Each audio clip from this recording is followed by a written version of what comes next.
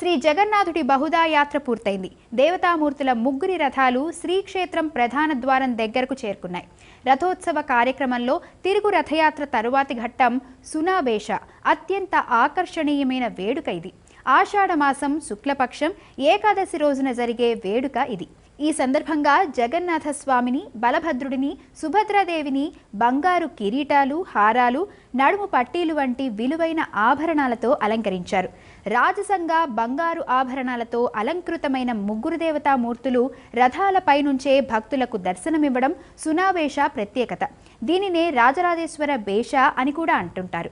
సంవత్సరంలో మొత్తం 5 సార్లు సునాబేష నిర్వహిస్తారు. అయితే రథాలపై జరిగే ఈ ఘట్టమే అత్యంత ప్రాచుర్యం పొందింది.